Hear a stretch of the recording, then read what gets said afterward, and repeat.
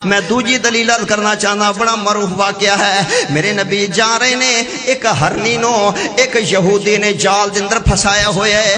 اللہ نے جدو ویکھے نا میرے حضور آ رہے ہیں علیہ الصلوۃ والسلام، وہ اپنی زبان نال گلاں شروع کر دیندی ہے تے میرے نبی او دے نیڑے چل کے آ گئے نے۔ یہودی اوتھے کھڑا ویندا پیا، اے وی تھوڑا جنہ قریب آ گیا دے معاملہ کی ہے، ماجرا کی ہے، اے منظر کی ہے نا۔ میرے نبی نے فرمایا اللہ والیا اے ہرنی تو شکار کیتیاں دے میں شکار کیتی ہے تے آپ فرما دے نو چھڑ دے، میں وعدہ کردا ہاں واپس دوبارہ آ جاوے گی۔ انہیں کہا جی میں پکڑیے مینوں پتہ ہے میں کیوں چھڑا تسی نبی ضرور جے لیکن میں مسلمان تے نہیں نا، میں تے نہیں نہ چھڑ سکدا۔ میرے نبی نے فرمایا چھڑ دے، میں زمانہ دینا واپس آ جائے گے۔ اللہ انہیں کہا پھر تسی دے آن تک ایتھے ٹھہریا جے، اے آندے نے ایتھے ٹھہرا جے۔ آپ فرما دے میں ایتھے کھڑا ہاں تینوں چھڑ دے ہنے آ جاندی ہے۔ اللہ ہرنی نو چھڑ دیتا، جال چکڑ دیتا۔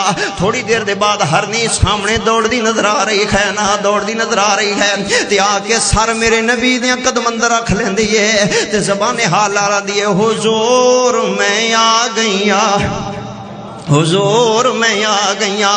اے بندہ کول کھڑے آندے ماجرا کی ہے، واقعہ کی ہے۔ آپ فرماتے ہیں اللہ دے بندیا اس ہرنی دے نکے نکے بچے موجود سانا، اللہ تے آندی پیسی مینوں سنیا میرے بچے بھوکے نے، میں انہاں نوں دودھ پلانا ہے۔